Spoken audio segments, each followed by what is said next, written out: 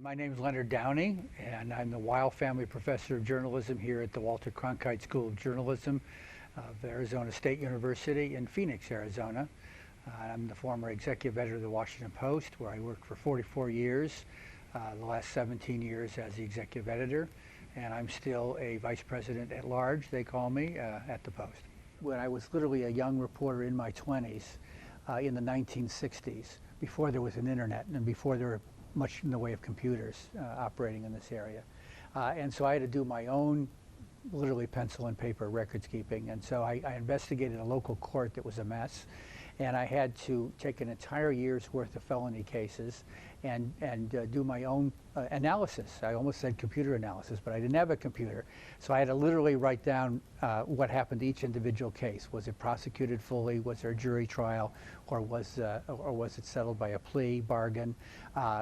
Depending upon which judge you went before, what was the severity of the sentence? And I do all that myself and created a year's record for that court that didn't exist otherwise. And similarly, a few years later, I was doing an investigation of slum land ownership, and I had to go into the Recorder of Deeds office in Washington, D.C., and go through all the paper records of who owned all the property and who held all the mortgages on it in a certain neighborhood in Washington, and come up again with my own records of that.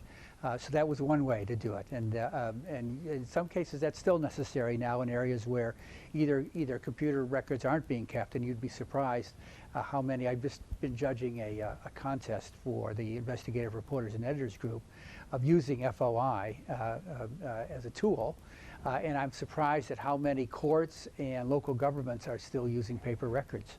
And so to some extent they're still going through searches of paper records and not being able to use digital records.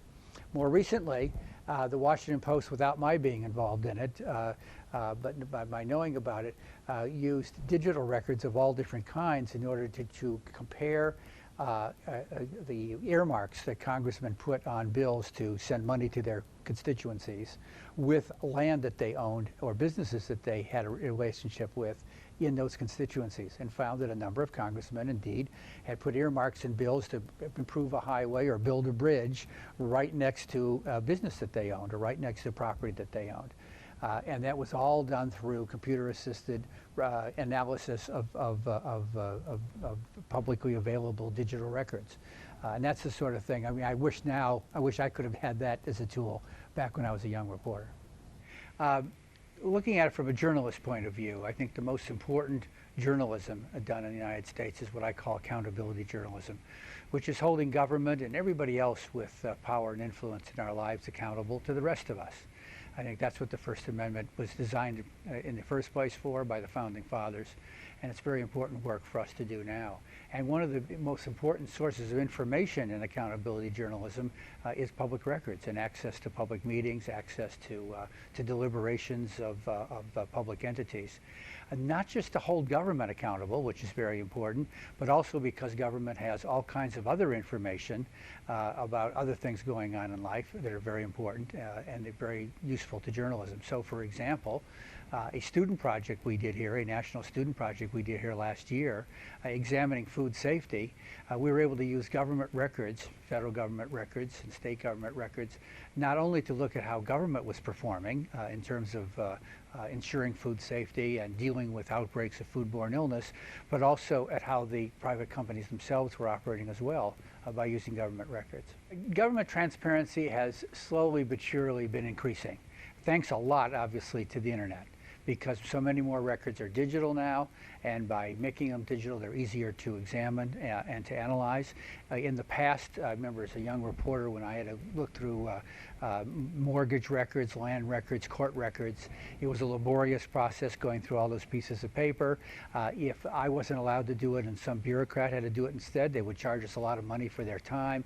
Now, so much is potentially at your fingertips, and there's a lot of pressure on government to make more and more of it available to the public and to the press digitally at virtually no cost to the government, because those records are there available that way. And so increasingly government has been doing a better job of opening up access to records. Most of the federal government agencies have a certain amount of access to records. The White House has a certain amount of access on its website. Local and state governments are doing more and more of it. But it's one of those things where you take 2 steps forward and sometimes a step backward. So for instance, the Obama administration came into office with the president vowing to make a lot more available. And indeed, when you look over the government, some of the government agencies are making more available, more records available, more information available than before, but others are not. And particularly in the national security area, actually there's less availability of information now than there was before. So it's a constant struggle going on with the press, with non-governmental organizations to gain access to more information and to pressure governments at all levels to provide more information for the people. Another new development are these non-governmental organizations and bloggers and citizens groups and so on, who again are able to use the internet not only to access this information and to analyze it. A lot of information that reporters use has actually been obtained by non-governmental organizations in the campaign finance field, for instance. There are non-governmental organizations that obtain FEC information that would be hard for reporters to plow through, and they analyze it, and they're able to show the patterns of campaign contributions, for instance, who they come from, who they go to, and then that analysis is provided to the news media, which makes things much more easier to do than they were 10, 20, 30 years ago. But also, it also makes it possible for these citizens and these organizations to increasingly pressure government. So it's not just a local newspaper in town that's saying, hey, we want your records to be open. It's the citizens group down the street. It's the Lawyers Association. It's the PTA. It's a whole variety of people who have reason to want to see these records, and they're putting pressure on government too. And that's harder to resist than just resisting the media. But sometimes you have to bring lawyers in. Sometimes it takes years to get the information that you want, but if it's valuable enough to you, you'll go through that slog. But again, it's helpful when non-governmental governmental organizations like the ACLU or conservative groups that have agendas that they want to get this information out for a reason, they will often supply the legal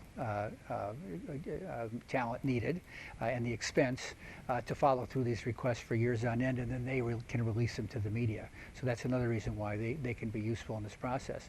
But also, we also advise that you go to people that might have that information that don't feel that they're targets of your reporting. So for example, there might be lawyers involved in a legal case who would have information that perhaps the court or a business does not want to give to you. Or there may be other governments that have the same information. We discovered, for instance, in our food safety investigation, that sometimes when the federal government either didn't have information or was slow to give it to us, we could go to individual states involved in the food safety investigations, for example, and they were more readily gave us the information, in part because each one of the 50 states has their own separate freedom of information laws. And some of them are much more liberal and easy to operate through than other states. And some of them are easier to use than the federal government's Freedom of Information Act. So you want to try to triangulate where you can obtain these records. To use the classic cliche, there's good news and there's bad news. And the bad news is that the big commercial news organizations that had plenty of money to do anything they wanted to for a long time are getting much smaller, because the advertising revenue that subsidized them and subsidized investigative reporting for decades is declining rapidly. It's not going to go away entirely, but it's declining a lot. And therefore, the news organizations have had to cut costs. And as a result, they have less money to devote to investigative reporting, period, and to the time that it takes, and to the expense sometimes of obtaining this information.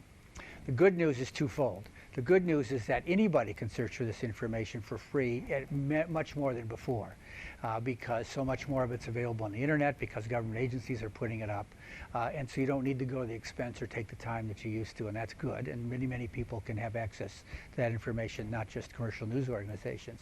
And the other part of the good news is the beginnings of a kind of ecosystem in which there are a number of nonprofit news organizations that have been started simply to do investigative and accountability journalism locally, at the state level, and even at the national level. And increasingly, they are collaborating collaborating with the old commercial news organizations.